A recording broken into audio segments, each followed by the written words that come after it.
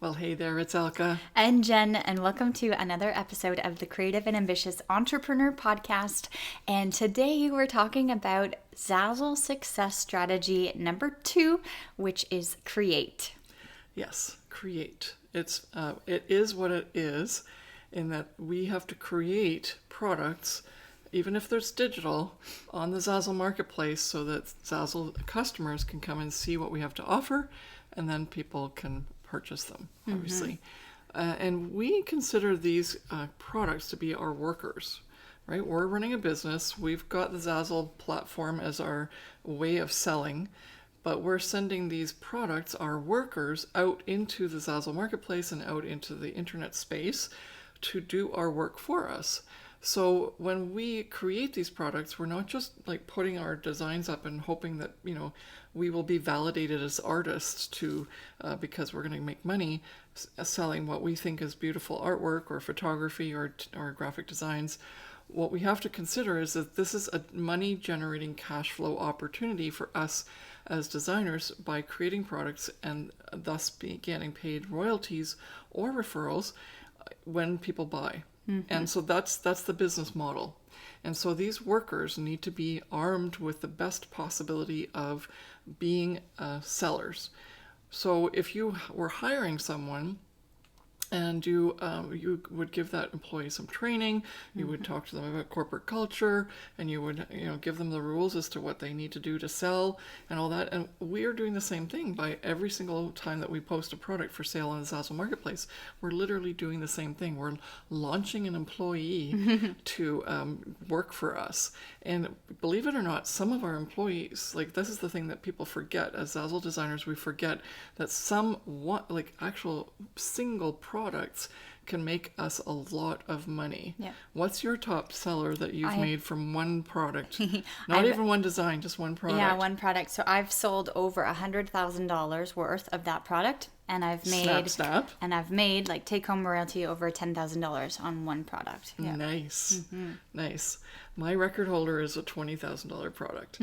So one product on one type of, one design on one type of product, a singular $20,000 over the course of 14 years that it's been selling. And so give each of your products or employees, the workers for your business, the best possible scenario so that they can make you a ton of money. Yeah. So now these are not income claim statements. These are true facts. These are things that we've experienced over the time that we've been on the Zazzle platform. And they're not one-offs. We have multiple products that all, have made relatively nice sums of money for us. It's just those are our top seller, top ones. Yeah. So let's say you had, a couple of those. Geez, you could start doing the math and you could really understand why it's so important to focus in on creating a product and design that is going to be leveraged, right? There's no throwing spaghetti against the wall here to see if it sticks and make thousands of products and just hope for the best. You can make creative, intentional products that you can then send out into the e-commerce space and have them work effectively for you. So that's the whole premise of today's strategy, which is create. That's strategy number 2, and it's a big one. And it's not just about creating products. It's about creating good, intentional products that are going to make you money. All right, so who would benefit from this? So who would benefit is creatives who are thinking of starting a Zazzle business and want to start out the best way possible. Obviously, what we just kind of touched on, you obviously want to create products that sell for you.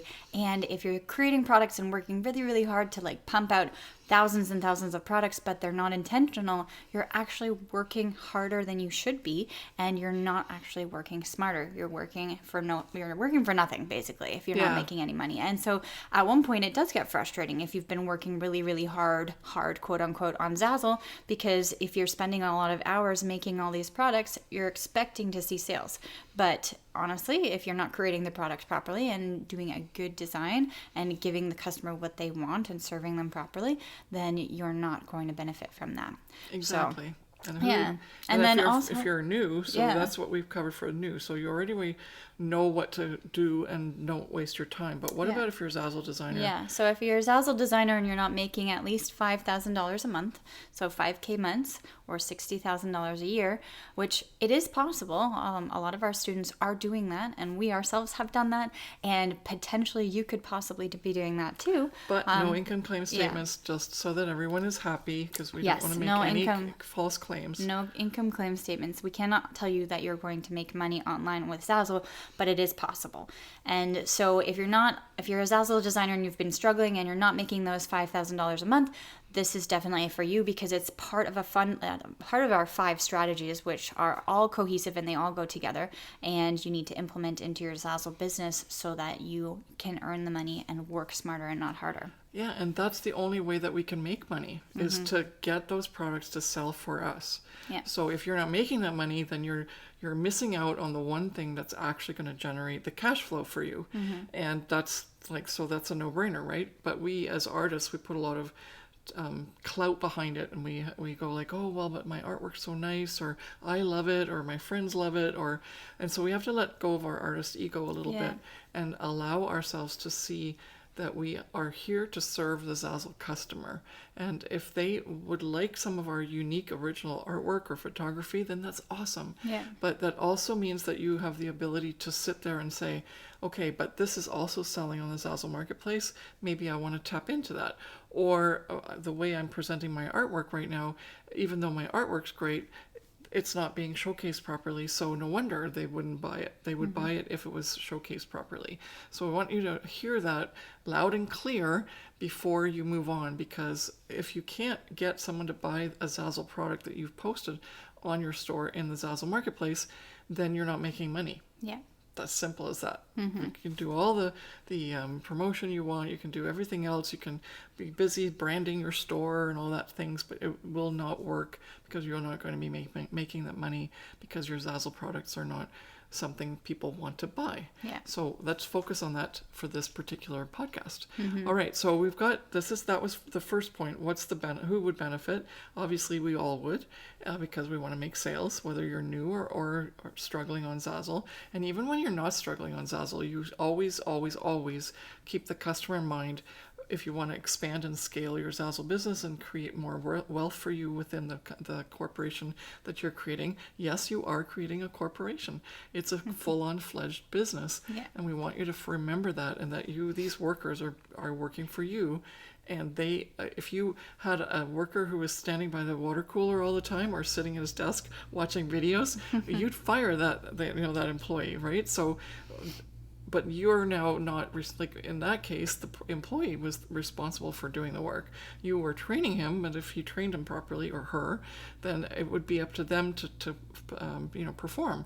Whereas what you're doing is, if you don't create your products properly, you haven't trained them properly. Yeah. And then if you haven't promoted them properly, which is the next episode, remember, this is the second episode in a series of 5 that we're going to do, all about the 5 strategies that work for us in our Zazzle business. So you have to remember that the promotion is part of it, and that's coming up next in the next podcast. Yeah. But right now, what you really need to focus on is, even if you do promote the heck out of all your products, if they're not something someone wants to buy, there's no sale. Yep. Okay, so what kind of benefits do they get from the strategy number 2, create? Yeah, well, when your Zazzle products look professional, your customers will feel more comfortable buying. And if you listened actually to the first podcast episode that we did for the strategy number 1, which is established, we really touched on the know, like, and trust factor and creating that customer relationship. But the second part of it now is to create not only your branding, but your products, right? If you're creating a good product that actually serves the customer and does its purpose, the customer will be more likely to buy and feel more comfortable buying. Because if it's not a product that they want, then clearly they're not going to buy. So, or if they want it, but the design doesn't look the greatest, they're going to go like, I don't know if I like this, right? And people buy with emotion. And so that's you can't sell something if they are not emotionally like triggered by it and go like, wow, this is cool. Yeah. And that brings us to our second point is in terms of the benefits is that you can literally create a style of design that you can become recognized for. And then people will actually seek you out, which is another way to promote easily and organically. And so that's a huge benefit. Yeah, it's very true. There's a lot of Zazzle designers who have created like their signature look, and so people search for them on Zazzle specifically because they really Including resonate. us. Yeah, because they really resonate with that type of design that they offer. Yeah, and it allows you obviously to compete in the Zazzle marketplace. That's the third point. Yeah. And actually make sales. Yes. Right? So definitely. there's a lot of benefits to strategy number 2. So what do we need to do? That's the point number 3. What do we need to do to incorporate strategy number 2 into our Zazzle business? Okay, so basically it's all about creating products, and it breaks down into a couple points. So the first one is defining who you're serving. So who is your avatar? If you haven't heard the word avatar, it's basically your perfect ideal customer. Who do you want to serve, and who are you, catering to, right? When you are a business owner or you're offering a product or a service, you obviously have somebody in mind who you want to sell to. And some Zazzle designers come on Zazzle and they just start doing all different types of designs and all different niches and all different areas, and it's really not focused on anything, and they're not seeing as many sales because it's all over the place. If you don't know who your perfect avatar is or who you're serving, then you can't really dive deep into their brain and think about the things that they might like or like what they actually want to buy, right? Exactly. It's sort of that jack of all trades scenario, right? You could be jack of all trades, but you never really get good at anything in particular. And in order to really nail it in the Zazzle marketplace and capture those customers, you're going to have to be specifically aware of what it is that they need. And this brings us to point number 2, is that you have to actually decide, as you're narrowing it down, you have to also then research the designs that avatar would want. Yep. And so that you can look at things like colors and different types of assets, whether, it's watercolor or glitter drips or, damask or burlap or whatever, or watercolor florals. And then what kind of designs themes do they want? Yeah. If you're like more modern or gothic or exactly. rustic or girly, right? And so because when I first started out on Zazzle, I had everything, and it didn't make sense, and it also affected my brand too. And so when you really focus in on who you're serving, then you can really create the intentional products that you need in your store to actually make those sales. Exactly. So those first two points really tie in together. And believe it or not, even though you're narrowing it down, you're actually nailing it for the possibility of a sale. Yeah. It doesn't mean that you can't switch avatars or switch niches at some point down the road, but let's just try and get good at something first, and then we can move on to expand and get more skilled at things as we move forward. Yeah. Right? Instead of just spreading out thin and hoping something will sell, that you're going to give that a lot less attention than you would if you were narrowed in and really got good at designing for a particular avatar in a niche. Yeah. All right, so point number three. 3 is use the design tool properly to make it easy for the customer to buy correct templates. So if you haven't heard of what a template is, or you don't know because you're brand new to Zazzle and maybe you're still figuring things out, there are things called templates, and it allows the customer to personalize designs. So with either photo or text, and it makes it really unique, right? So that means that you could technically make one product and serve thousands of different customers, and that one product could actually be thousands of different versions of it because you're allowing the customer to customize it.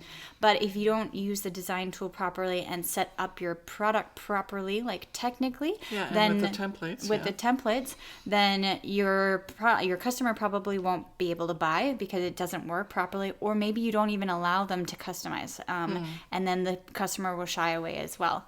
And then also think about it too. There's a lot of people who buy on mobile, so you want to make sure that your templates look good or your products look good on the mobile version, because some some Zazzle designers create thousands of different templates in one product, and it's really hard for a customer to customize it and feel like they're doing the right thing, right? Yeah. If they feel uncomfortable doing the product or customizing it because it's too hard to customize, then that's also an issue too. For a lot of times too, what'll happen is they'll fill out most of the templates, but some of them they'll forget or think they filled them out, and so then there'll be some sample text that the customer hasn't changed over. Yeah. And so they get most of what they thought they put on, but really they actually still get some stuff they don't want in terms of text or a photo that they missed out on. Yeah. Or like to that point and going forward is that sometimes you as a designer, you do, let's say you have a front and a back of an invitation or a card, and you make sure your templates are proper for the front, but then you forget to do the back by accident. And the customer, because they're not prompted to say, hey, there's, you know, stuff Text on the back that you have to customize, Yeah. then they'll order a product and it won't have the right, like it'll have improper text on the back. Yeah. So there's so many different scenarios that you have to watch out for. So make sure you know how to use the design tool to set up your products properly. Yeah, the templates make all the difference.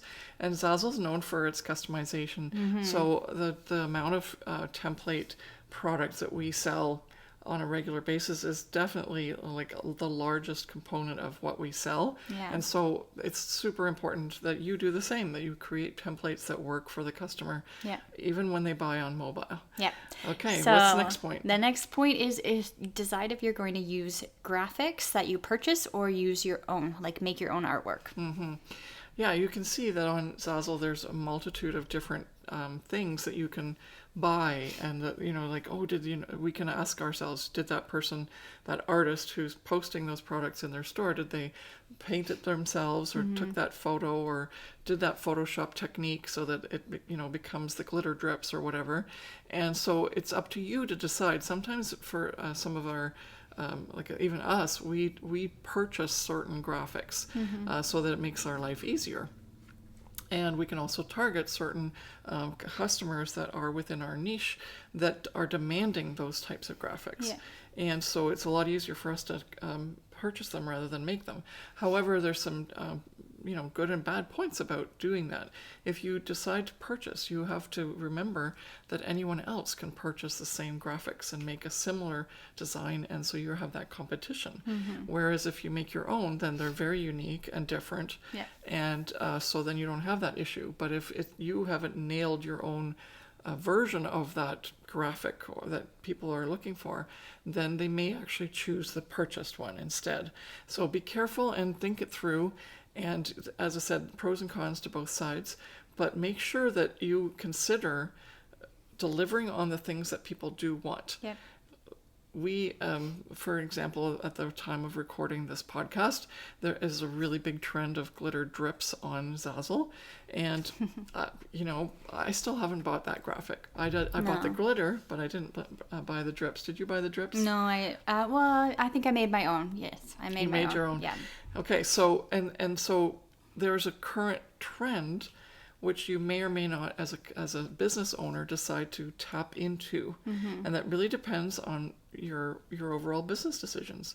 Yeah. But if you make that decision and you say, let's go for it, then make the decisions again as to whether you decide to buy or to make your own. And when you make your own, you may or may not get the same impact of sales as you would if you bought the graphic, because really by the time people are buying that particular graphic on a particular design, like the person's going to add more to it, the designer, but it'll be part of the whole aspect or the design itself. And if you don't nail your particular design of that, and it looks a little different and it's not different enough, or it is not the same enough, you're going to have the customer go and pick a different person's design. And so think those things through and let go of your artist's ego. Because maybe what you'll say is like, I'm never doing glitter drips, but maybe you would like to, and just take a little bit of cash flow from that. It doesn't mean you have to switch over completely to glitter drips on everything, but you may make that business decision. And this is all about your cash flow in your business and whether or not you're willing to forfeit that cash flow if you decide not to take part in those trends. Yeah.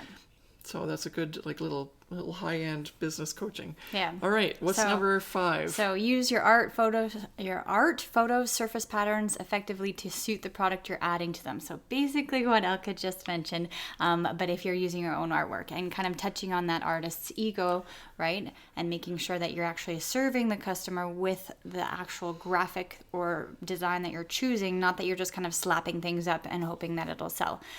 Because we do have when I first started out on Zazzle, that was what I did.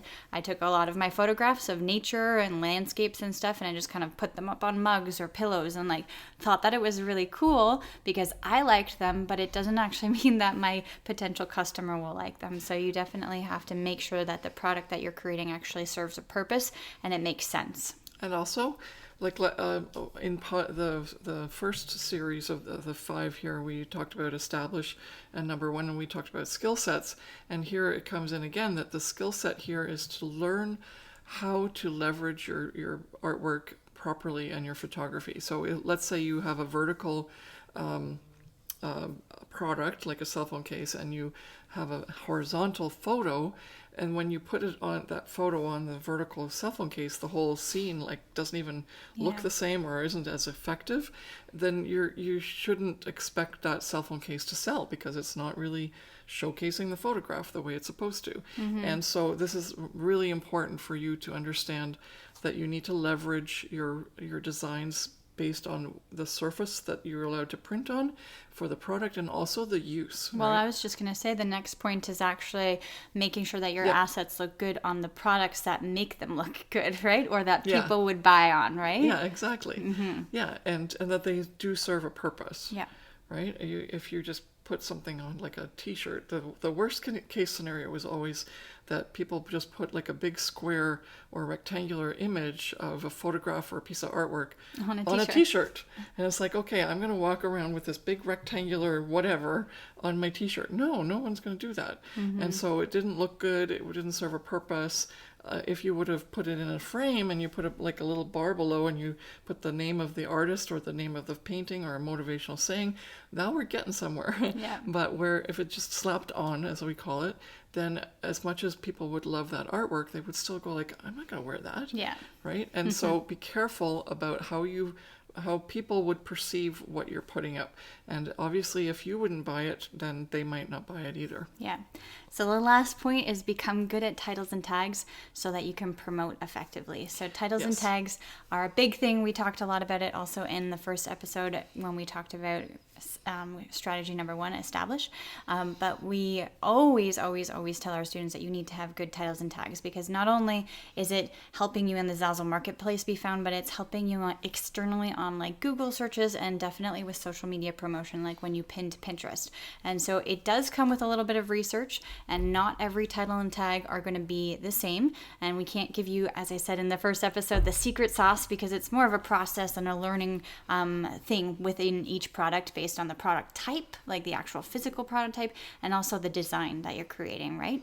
And you have to do some research, but we always tell our students, make sure you go into the marketplace, look and see, do some research first, like literally put in the search words that you're thinking that you want to use and see what pops up, and then make yours accordingly and use really good descriptive words that actually define what the product is and how it looks.